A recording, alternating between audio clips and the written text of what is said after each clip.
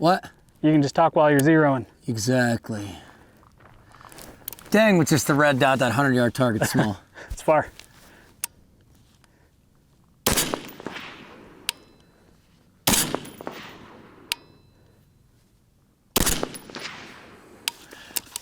All right.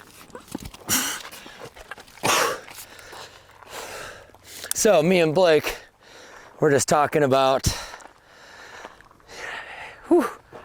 calming at my thoughts.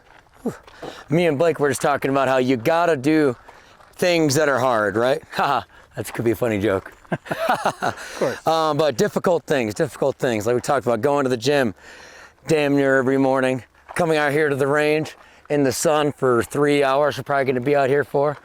Sometimes the hard thing could be even simply making your own bed in the morning or giving your wife a kiss goodbye just because it's out of your routine or whatever.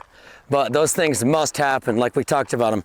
Small momentum building tasks, right? That we always talk about at the gym. That's what those are. So you get an achievement and you get that little dopamine hit, right? Because you're like, I just did something. But it's actually as a result of a good act. Instead of a dopamine hit from scrolling your phone on social media and getting a like or something like that, or getting a response or whatever. So those little small victories are so key. Honestly, it's also just helps you get adept at doing difficult things, right? Have you noticed that? Oh yeah. Yeah, it's like the more difficult things you do, the easier it gets to attempt something new. So we were talking with that private class this weekend about how it's like, all these different shooters in this space, we won't name names right now, but there's plenty of guys that I think we could smoke, myself and some of the TCTS mentors. Now we're going to try to get on the range with them, not to be an asshole, but we're going to try to get on the range with them just to, get to know them and get some competition going. Holy cow. So this is why you check your zero. Different ammo and a suppressor. Look at that. One just barely grazed. Yep. Yeah, that's crazy. All right, sweet, we're coming left, obviously. Always check your zero. But either way, damn, where were we at on that? Doing difficult things. Oh yeah, want to train. So like we want to train with extremely high level people.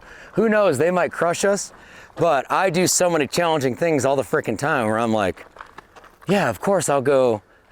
Obviously Lucas from TRX Arms is a badass. Of course I'll go train with him. He's super, super good, but I want the challenge. I want that competitiveness to come out in both of us because I know he can push me and I bet I could push him, but there's no way to find out unless you try, right? Right.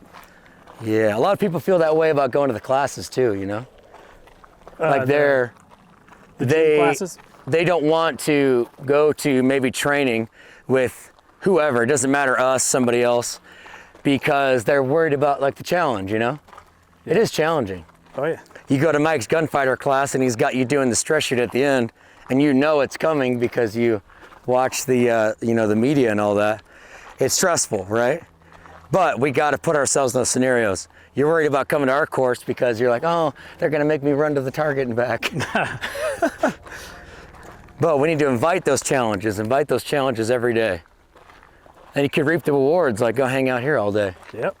Yeah. But that's everything, man. It is in your food preparation rather than just eating fast food. It's raising kids. Making the hard choice. Yep. And like, we're not up here, me and Blake on our high horse being like, oh yeah, we always made the hard choice. No. Heck no. I've made the easy choice way too many times. But that's the whole thing with Tactical Cowboy, right? Is getting ourselves to do the hard quals, to do the fitness every day. And then that bleeds into every other aspect of our life where we're embracing those hard choices. And the more you do it, like we said, damn, it just becomes so much easier. Yeah. Right? Yeah, you're not always thinking you're a victim of everything. Yeah, exactly. You're controlling your life. Yeah, it's good, man. Exactly. All right, let's make these adjustments.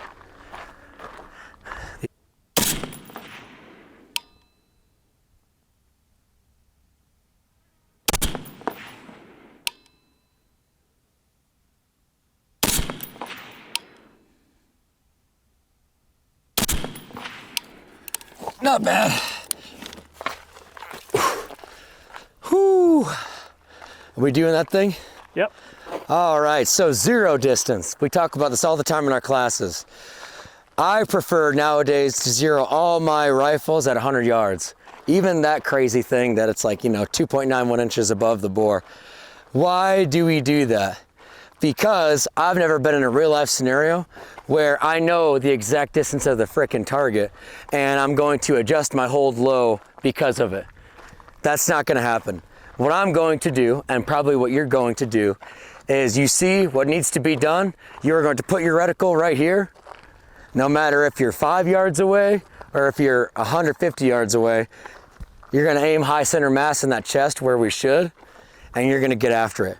Now the problem becomes with a lot of those close zeros is that bullet rises. We can miss high, So you're looking at the target, you put your reticle here, where I believe everybody should be aiming, high center, and then you screw up a little bit of left, a little bit of right, miss right over top the shoulder. I've done it in training and in quals when I've had those closer zeros, and I was like, son of a bitch. So then it becomes, do I try to train myself at these ranges? Okay, can I conceptualize? It's closer, now I'll aim a little lower and all this stuff. Probably not. So I went to the 100-yard zero where, yeah, maybe I don't, remain zeroed at 300, but I'll be all right. I'll be all right no matter what. All right, so not bad, went too far. Way too far. All right, you're right, probably 6 clicks. What did you end up doing? I did 8.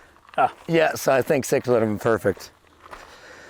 Also on that 100-yard zero, you talk about being the 100 and out guy, right? Rather than 25 and in. So it makes sense for your use case that you're setting up for success at Exactly. 100. Yeah, so we say that all the time at the class. I'm happy you brought that up. We want everybody to be the 100 to 600 rifle guy. Anybody can be the 25 and in rifle guy. I've been to trainings where all we do is shoot from 5 yards away with the fucking rifle. And it's like, dude, this doesn't make sense. This doesn't make sense. There's this thing that my Marine sniper buddy taught me called, a term I guess you could say, called overmatch. And what that is I want my capabilities with my system to overmatch my opponents. Now, if I'm the 100 to 600 guy, and I live in the beautiful state of Utah where we have tons of distance, tons of land, and I'm 200 meters away from my target, and my target can't do anything outside of 50 meters, I mean, I'm good to go. That's a huge advantage. That's a huge advantage, exactly. And then when you're the 100 to 600 guy, you bring it into 25, like, sweet. Maybe you got to worry about a little bit of a holdover issue. Obviously, on this thing we do. But besides that, I'm good to go. Yeah. Yeah. Easy And also day. with those holds, right? In reality is, if we're, you're an LE guy trying to respond to the event, is the person they're just going to stand out there in the open? Maybe, but maybe not. Maybe they're going to be trying to crouch behind something, do some John Wick stuff they saw on TV, I don't know. But you might need to be precise. And then that's really where, like, oh man, he's 78, so now I need to hold low to try to get into this box right here. That's difficult.